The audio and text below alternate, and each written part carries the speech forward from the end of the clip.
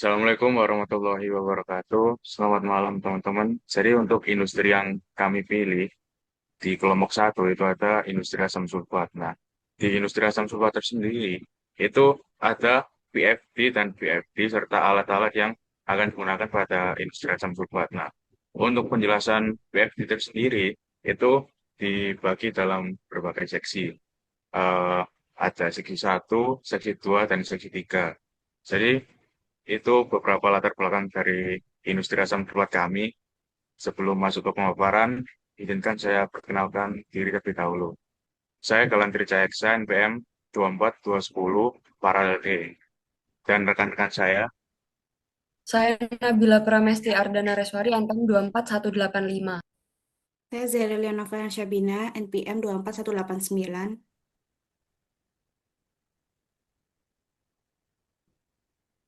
Saya Muhammad Fikar Fatia dengan NPM 24 3 10 10 253. Saya Rizky Narianti, NPM 2403 10 10 230. Perkenalkan, nama saya Priska Amalia dengan NPM 2403 10 10 257. baik di tahapan-tahapan produksi itu ada preparasi bahan baku, kemudian ada sulfur handling, ada sulfur dioksida generation, dan sulfur dioksida conversion, dan ada air drying dan sulfur dioksida absorption di seksi terakhir. Kemudian selanjutnya ada BFD dan BFT di industri asam sulfat kami.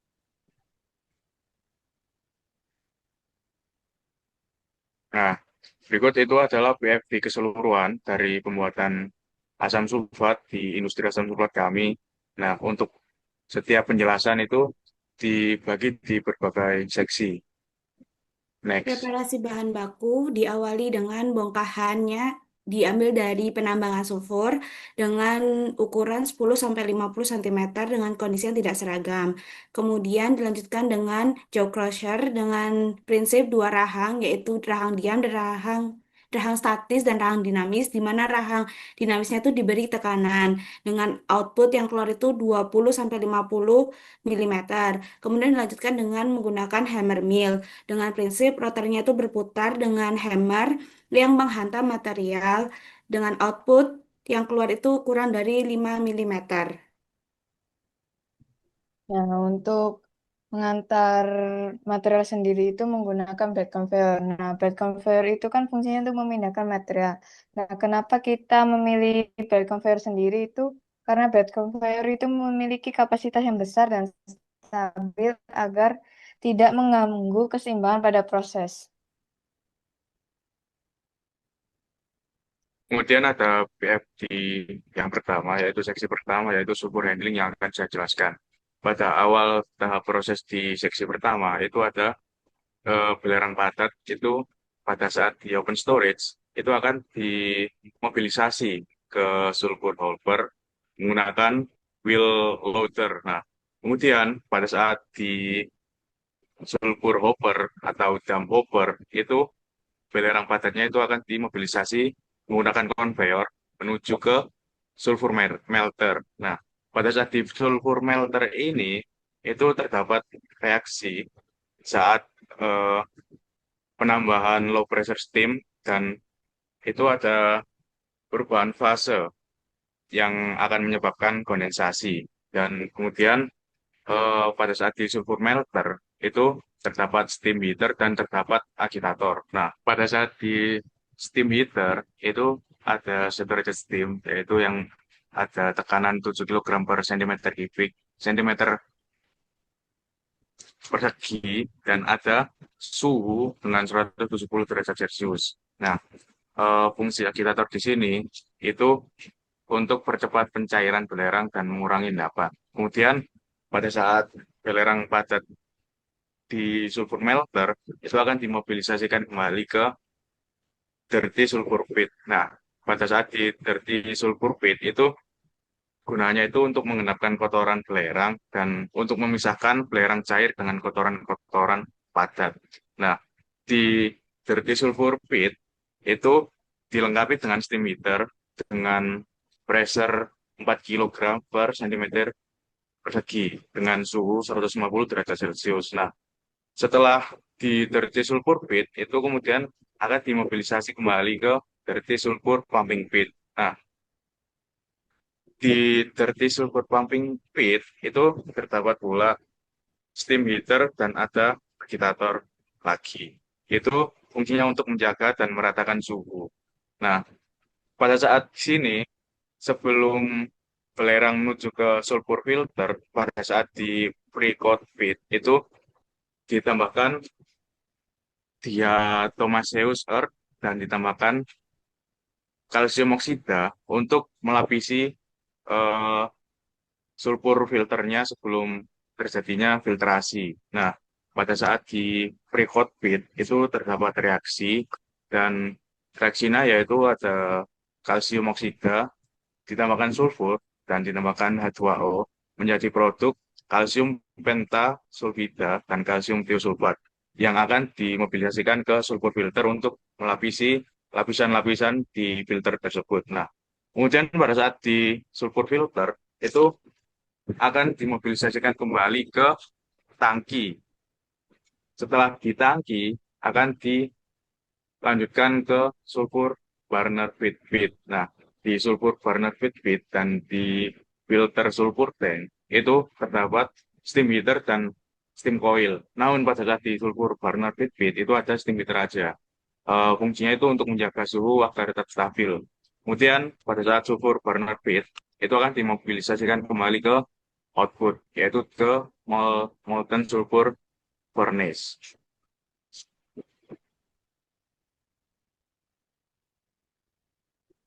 Kemudian di PFD selanjutnya itu ada PFD sulfur generation and sulfur conversion yang akan dijelaskan dengan Twiggy.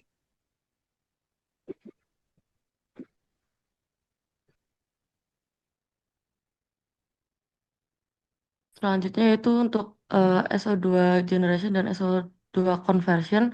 Yang pertama akan membahas mengenai alir dari boiler feed water.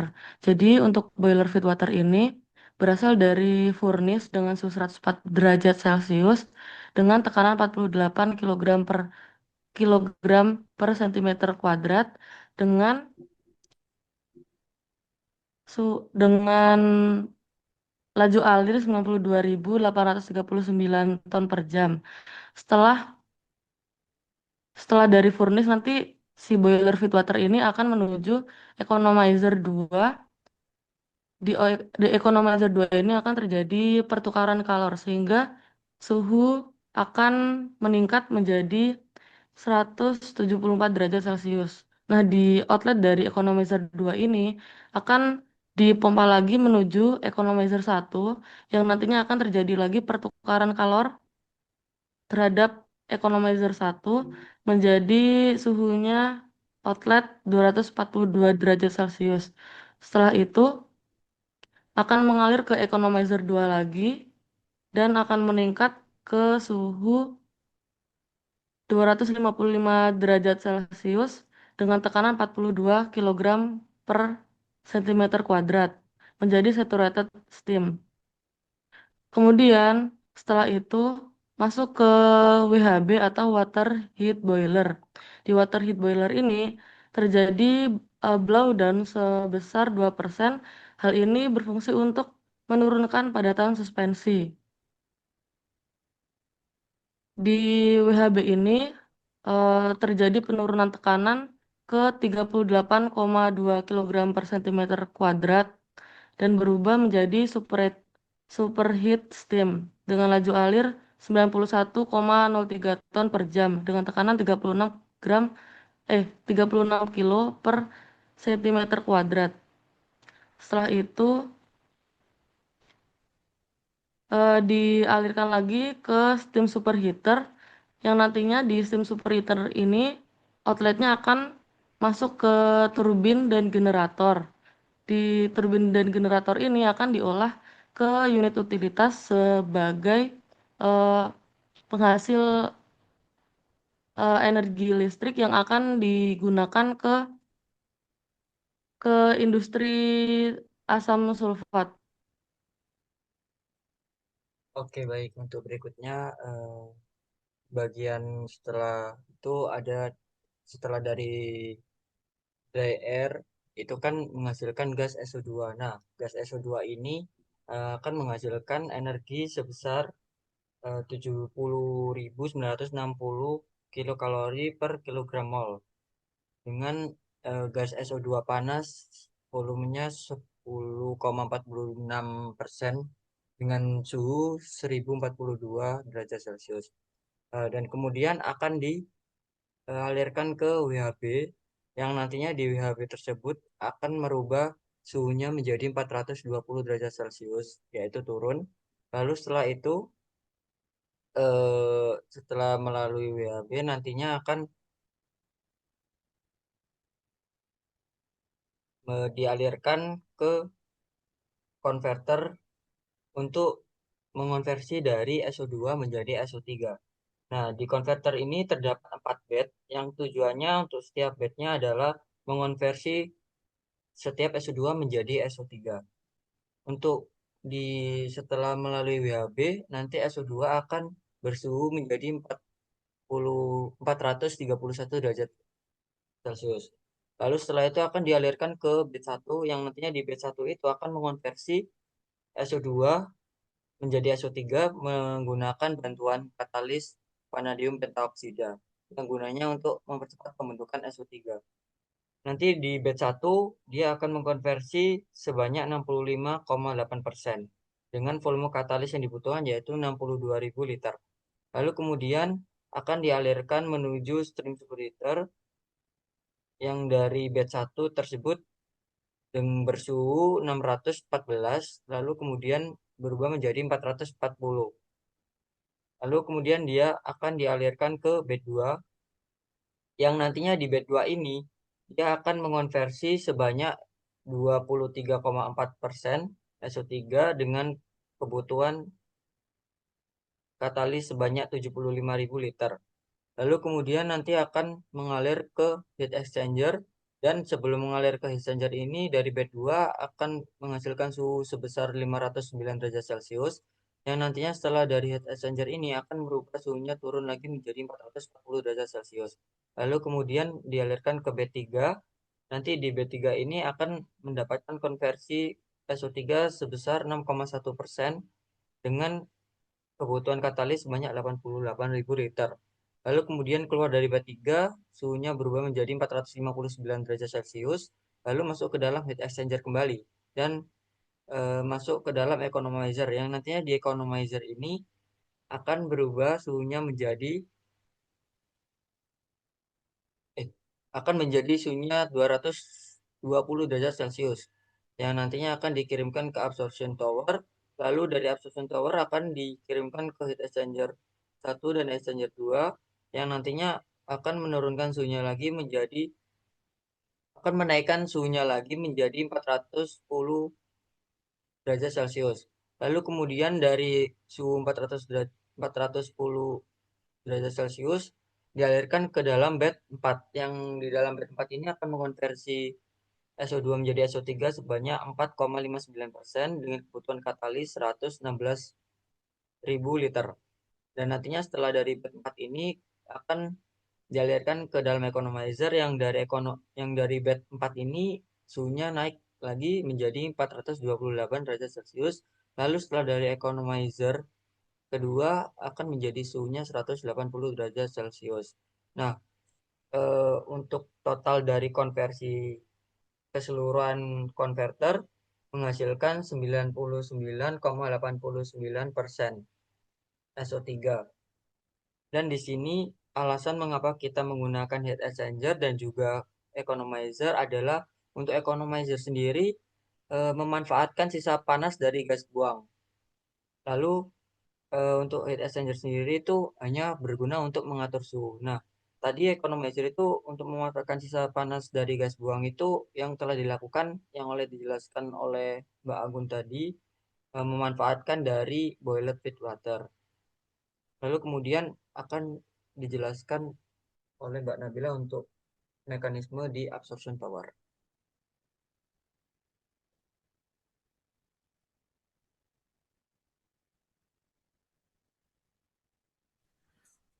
Nah, untuk di mekanisme SO3 absorption, di sini ada mekanisme SO3 absorption dan air drying.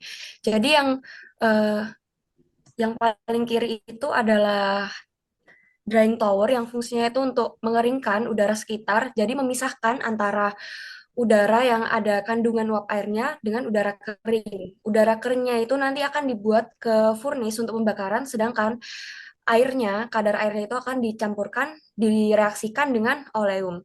Jadi dari bed 3 B3 converter itu akan masuk ke dalam absorber satu dan dia akan bereaksi dengan absorber asam sulfat pekat di sana. Kenapa kita pakai absorber asam sulfat pekat? Karena kalau kita langsung menggunakan mereaksikannya dengan air, maka akan menimbulkan kabut sulfat yang tidak safety untuk sekitar.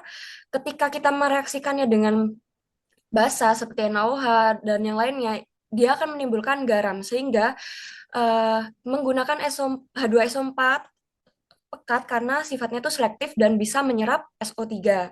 Jadi di absorber satu itu nanti asam sulfat pekatnya akan mengabsorpsi gas SO3 lalu kemudian akan turun ke PEM tank dengan pipa U. Nah, fungsi pipa U di sini itu untuk menurunkan tekanan dari ke tekanan di bawahnya agar tidak menimbulkan gelombang sehingga ketika nanti itu dipompa dia tidak akan menimbulkan kavitasi.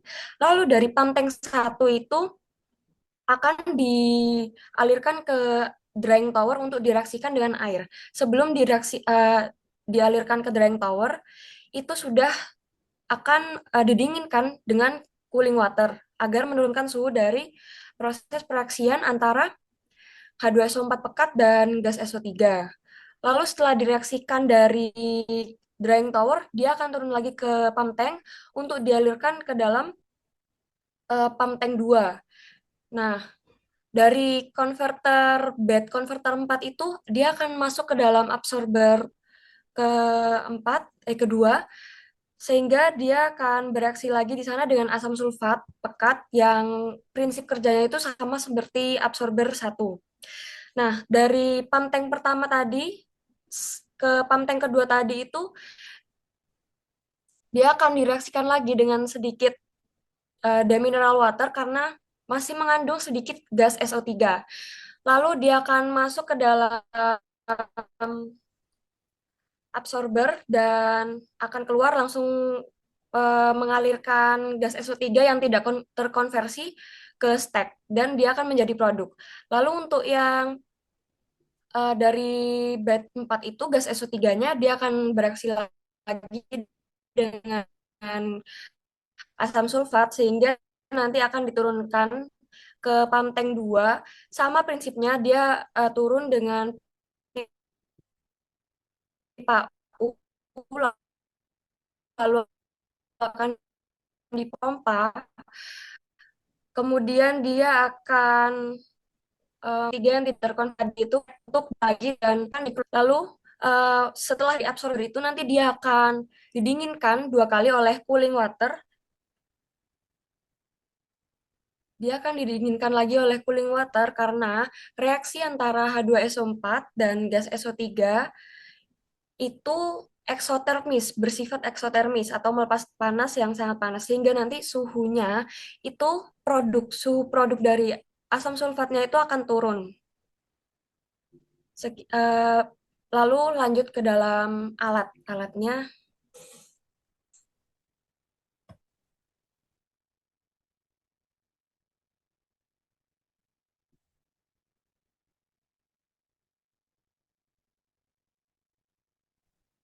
Baik, untuk jaw crusher sendiri itu fungsinya yaitu sebagai alat penghancur utama atau primary crusher, yaitu untuk mengecilkan batu besar, biji material, atau bahan konstruksi menjadi ukuran lebih kecil. Nah, untuk prinsip kerjanya yaitu material dijepit di antara dua rahang atau moving dan fixed jaw.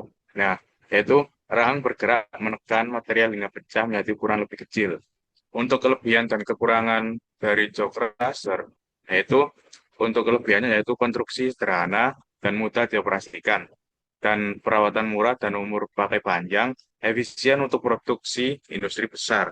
Untuk kekurangan dari alat ini sendiri yaitu hasil produk tidak seragam karena penghancuran kompresi dan untuk menghasilkan banyak debu dan tidak bisa bekerja kontinu penuh. Nah, untuk faktor yang mempengaruhi dari alat ini tersendiri yaitu ukuran material, umpan, kekerasan bahan, kecepatan, dan sudut gerak jaw. Nah, untuk alasan memilih jaw crusher yaitu karena struktur kokoh, efisien untuk penghancuran tahap awal material keras. Kemudian ada alat hammer mill.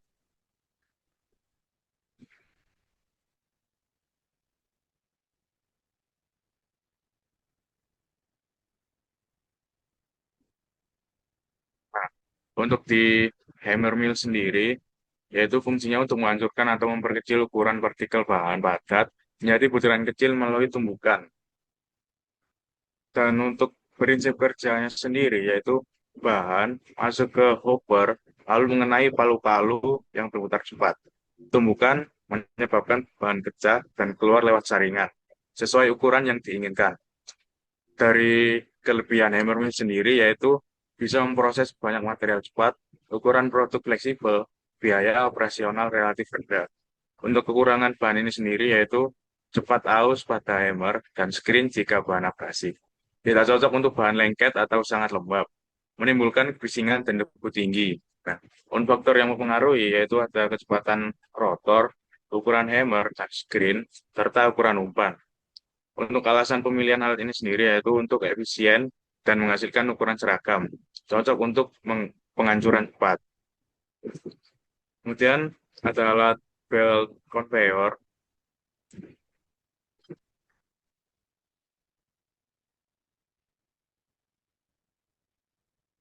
Nah, fungsi dari belt conveyor sendiri yaitu sebagai alat transportasi utama untuk memindahkan bahan padat, seperti belerang dari satu titik ke titik lain sebelum tahap proses berikutnya. Untuk prinsip kerja dari belt conveyor yaitu material diletakkan di atas sabuk yang digerakkan motor melalui pule, bergerak secara kontinu dari titik awal ke titik akhir. Dan terdapat kelebihan dan kekurangan. Kelebihannya sendiri yaitu kapasitas besar dan efisiensi energi tinggi, operasi kontinu dan mudah dikendalikan, mengurangi kontak langsung bekerja dengan material berbahaya. Untuk kekurangannya sendiri yaitu rentan terhadap material korosif seperti belerang dan debu. Risiko tumpahan material jika sistem penahan tidak optimal. Terus ada faktor yang mempengaruhi, yaitu jenis material, kecepatan sabuk, dan sudut kemiringan konveyor. Terus ada alasan pemilihan belt conveyor. Aman untuk material rapuh, mudah terbakar, serta cocok untuk jarak angkut panjang dan kapasitas besar. Kapasitas besar.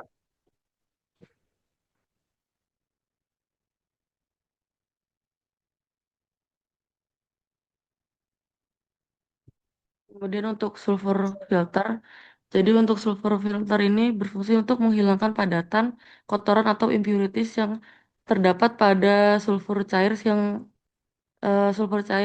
di outlet dari melter. Kemudian untuk kelebihannya ini untuk mencegah penyumbatan nozzle burner dan uptime unit lebih tinggi. Untuk kekurangannya itu memerlukan pemanasan dan isolasi termal, penggantian precoat berkala, dan resiko pembentukan kerak jika temperatur turun. Ya, Kemudian untuk faktor pemilihan dari sulfur filter ini adalah kapasitas aliran molten sulfur, viskositas atau temperatur operasional, ukuran partikel yang harus ditahan.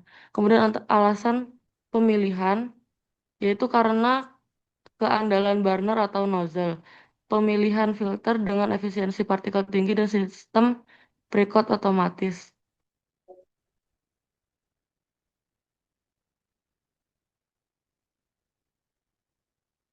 Selanjutnya itu ada sulfur melter.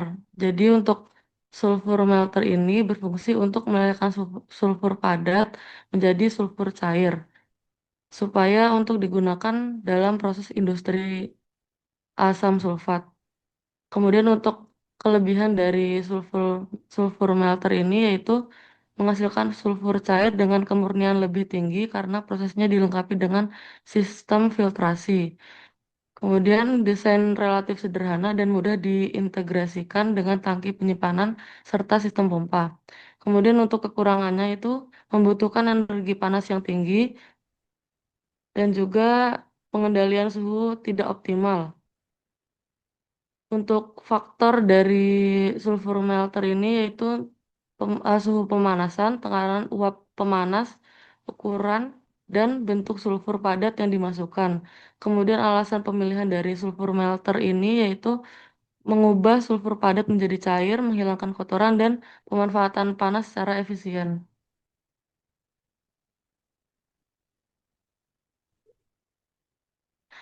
Kemudian untuk pompa, pompa ini berfungsi untuk pemindahan sulfur cair dari tangki penyimpanan menuju unit proses selanjutnya atau sebagai jalur distribusi. Jadi untuk kelebihan pompa ini yaitu pompa penyimpanan sulfur mampu mengalirkan fluida dengan viskositas tinggi secara kontinu dan stabil.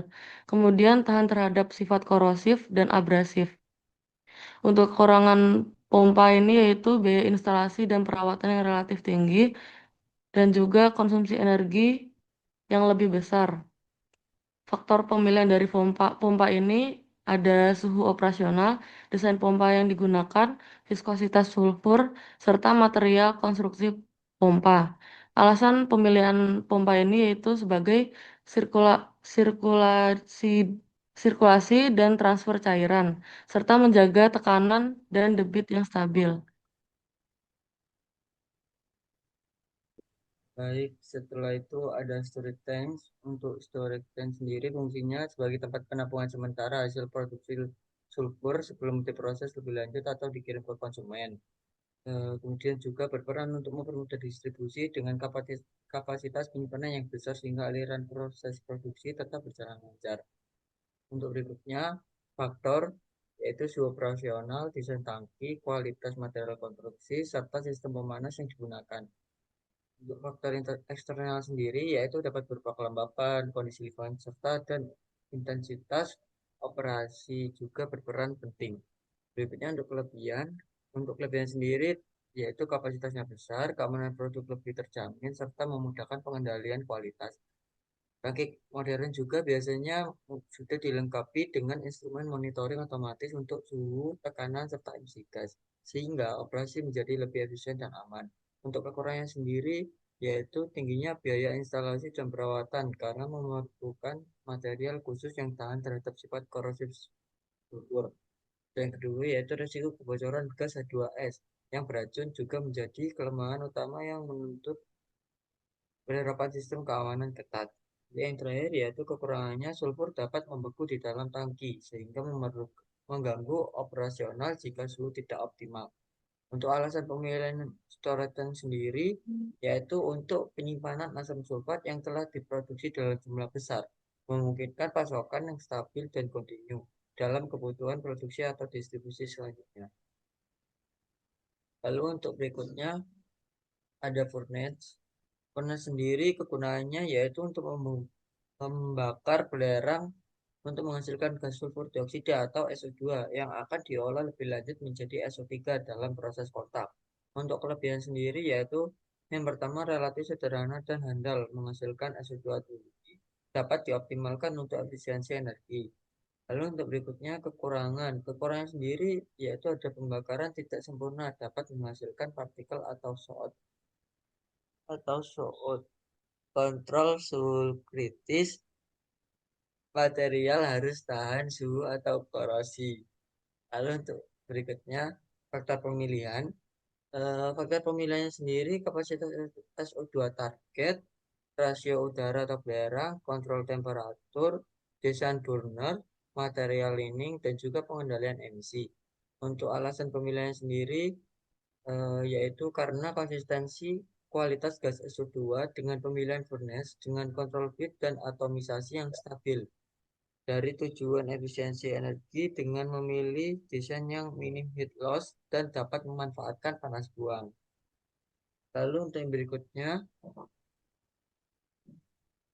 ada konverter. Konverter sendiri berfungsi sebagai pengoksidasi SO2 menjadi SO3 menggunakan katalis yang biasanya itu vanadium pentaoksida atau TiO2 juga.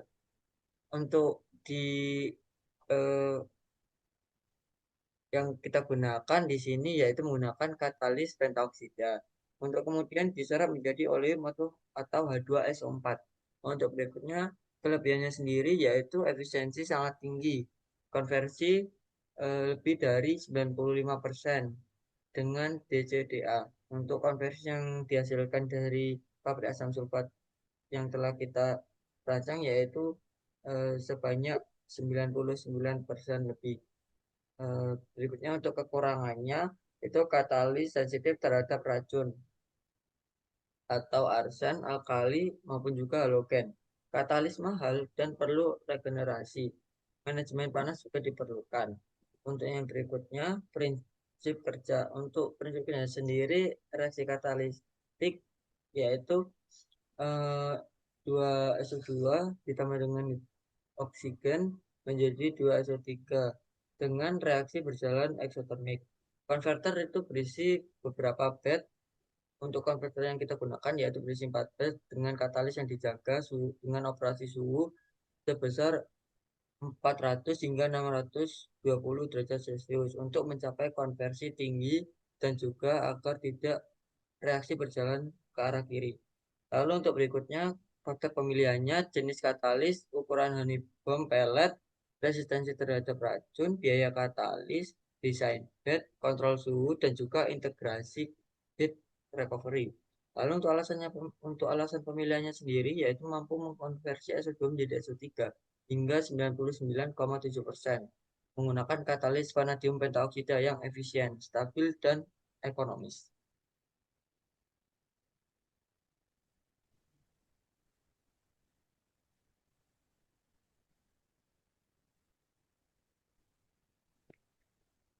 Selanjutnya ada drying tower. Drying tower berfungsi untuk mengeringkan gas umpan sebelum memasuki tahap berikutnya dalam proses produksi pupuk NPK. Prinsip kerjanya didasarkan pada kontak langsung atau tidak langsung antara gas umpan dengan aliran udara panas. Udara panas menyerap kelembapan dari gas umpan, kemudian uap air terbawa keluar melalui sistem ventilasi. Faktornya yaitu pertama kadar kelembapan awal gas, ukuran partikel, dan suhu operasi. Kedua, kecepatan alir udara panas karena terlalu tinggi dapat menyebabkan pemborosan energi. Sedangkan jika terlalu rendah dapat mengurangi efisiensi pengeringan. Lalu ada alasan pemilihan drying tower, yaitu dapat menghilangkan kelembapan dari gas SO2 atau gas lainnya sebelum diproses lebih lanjut, mencegah korosi, dan memastikan kondisi proses yang optimal dengan gas yang kering.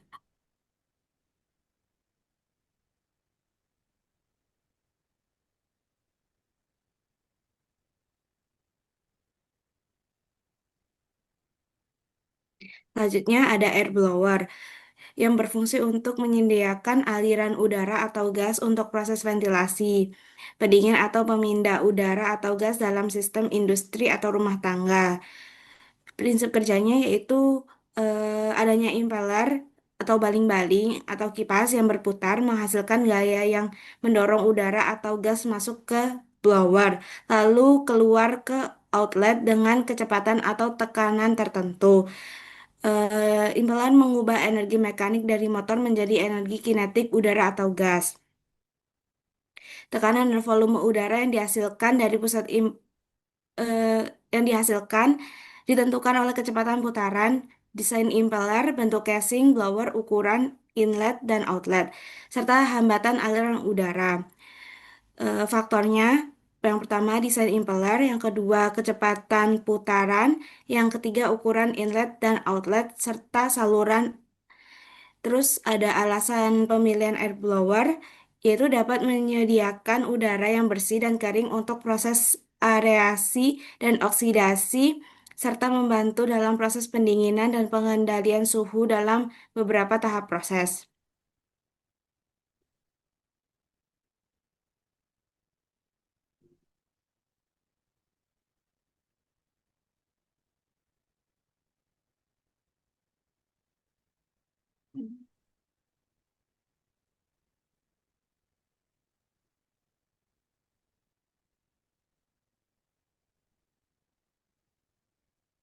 Selanjutnya ada pump tank. Pump tank berfungsi sebagai penampung sementara sekaligus sumber umpan bagi pompa yang akan menyalurkan sulfur cair ke proses berikutnya. Prinsip kerjanya yaitu cairan asam sulfat masuk ke tangki, levelnya dijaga otomatis, lalu pompa di bagian bawah menyalurkan cairan dan tekanan stabil ke unit berikutnya, mencegah kavitasi dan fluktuasi aliran. Alasannya digunakan untuk menstabilkan aliran dan tekanan cairan asam sulfat pekat dan viskositas korosif sehingga sistem pompa bekerja dengan aman dan proses berjalan efisien serta kontinu.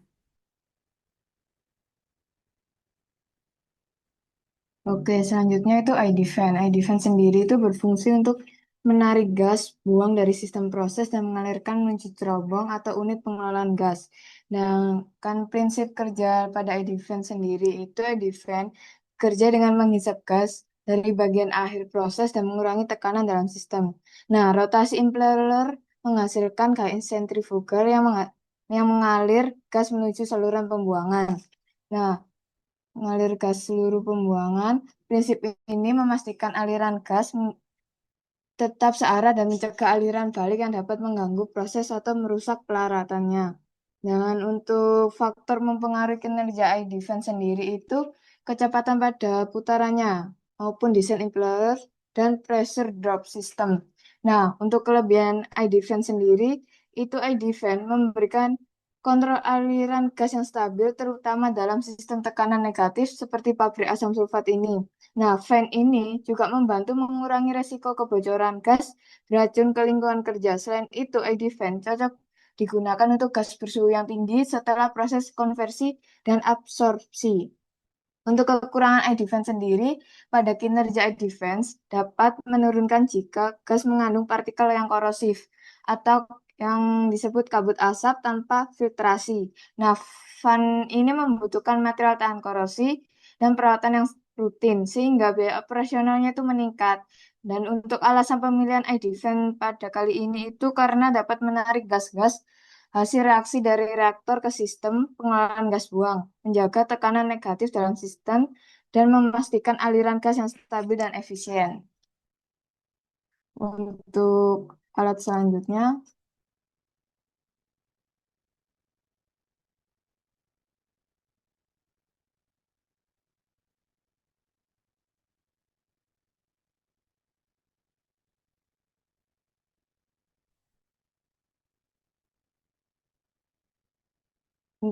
selanjutnya, ini ada F-Defense, yang dimana fungsi F-Defense sendiri itu memasok udara segar ke sistem proses, terutama menuju burner atau furnace untuk pembakaran sulfur. Nah, prinsip kerja F-Defense sendiri itu bekerja dengan mendorong udara dari atmosfer menggunakan impeller yang berputar cepat. Udara ini dipaksa masuk ke sistem melalui saluran tertutup untuk meningkatkan tekanan dan laju alirnya. Terus prinsip tekanan positif ini memastikan oksigen cukup tersedia dalam proses pembakaran.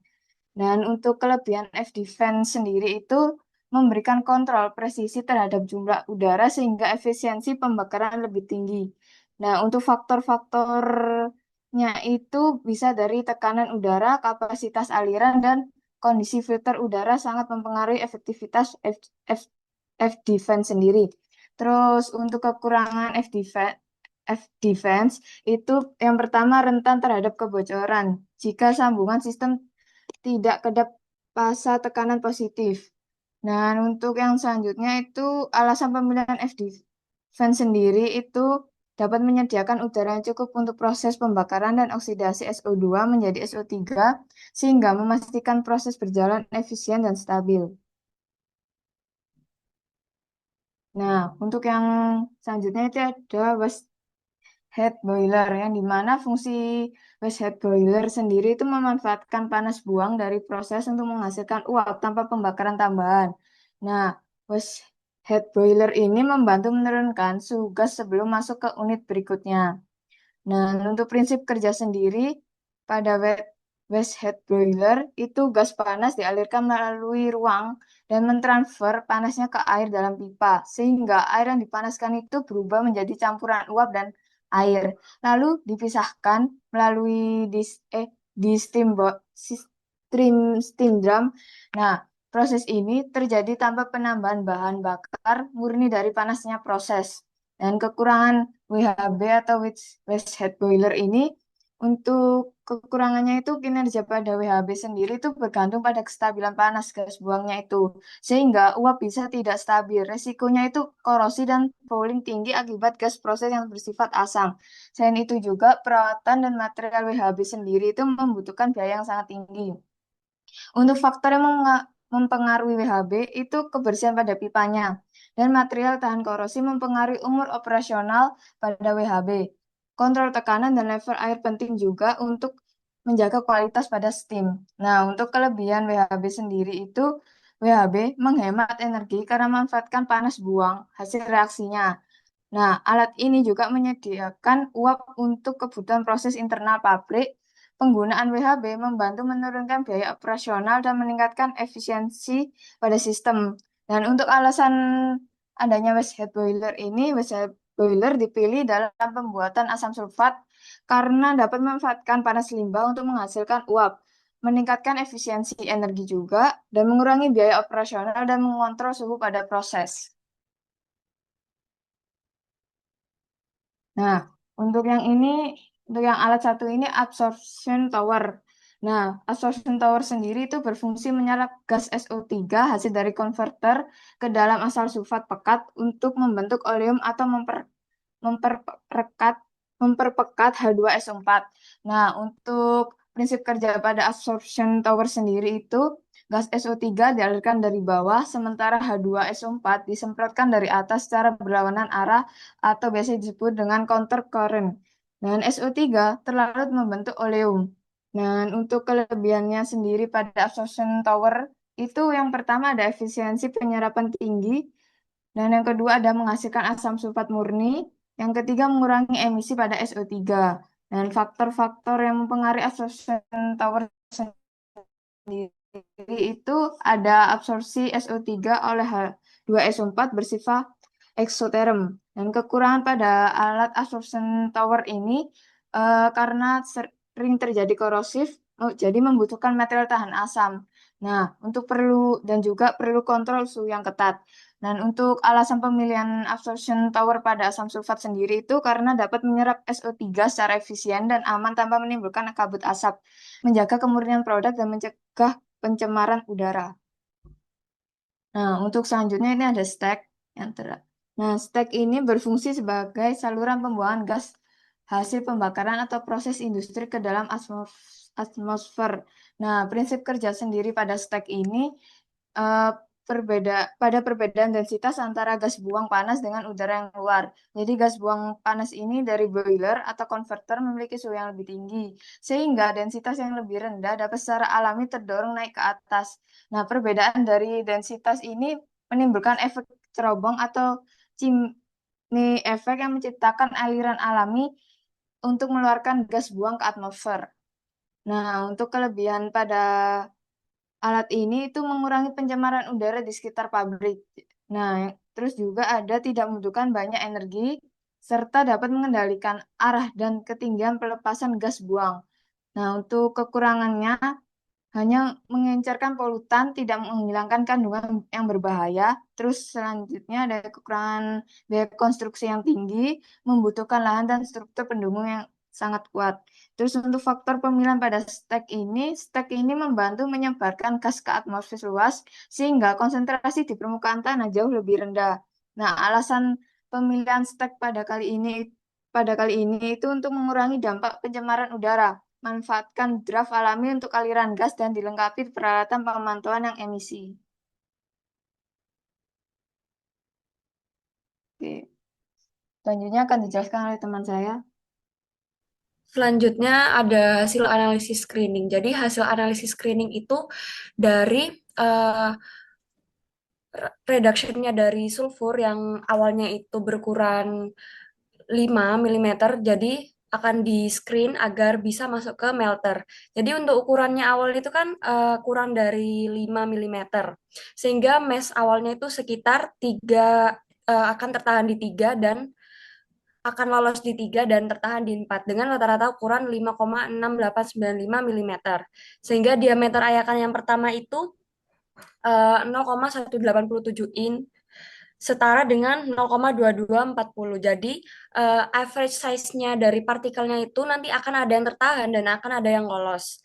Sehingga akan menimbulkan berat yang tertahan itu sekitar 707 kg pada ayakan yang pertama, kemudian yang lolos itu sebesar 5.293 kg. Nah, semakin besar ukuran mesnya, maka partikel yang akan disaring itu akan semakin halus. Next. Lalu ada hasil analisis dan perancangan belt conveyor. Jadi, pada saat produksi asam sulfat itu, kita menggunakan belt conveyor juga. Eh, jadi, sulfurnya itu berbentuk powder dengan kapasitas 6.000 ton per jam. Sehingga nanti materialnya itu jenisnya adalah salt dry fine dengan bulk densitasnya sekitar 70 sampai 80. Di sini kita mengasumsikannya sekitar 70 pound mass per feet pangkat 3. Dengan maksimumnya kemiringannya itu 11 derajat dan angle of repose-nya itu sekitar 25 derajat. Nah, karena kapasitas yang kita gunakan itu sekitar 6.000 ton per jam, jadi lumayan besar sehingga kita akan menggunakan uh, tipe belt conveyor yang true belt atau 45 derajat. Karena maksimum kemiringannya itu 10 derajat, kita maka mengasumsikannya itu sebesar 9 derajat dan langsung diubah ke 10 derajat buat seperti tabel dan kita menentukan kecepatannya itu 1190,1. Jadi kecepatan yang diperoleh itu sekitar 504 feet per menit dengan kapasitas 600 ton per jam. Jadi berdasarkan tabel 45 derajat true belt itu, dia akan sesuai jenisnya dengan ukuran beltnya itu sekitar 72 derajat dan maksimal kecepatannya itu sekitar 550 derajat. 550 feet per 550 pon 550 feet per menit, maaf.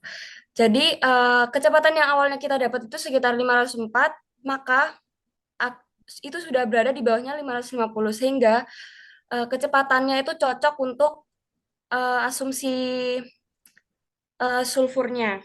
Dengan panjang lintasannya itu sebesar 1.200 feet dan panjang konveyornya itu 1.215 feet dan ketinggian konveyor dari bidang datum itu sebesar 190 feet.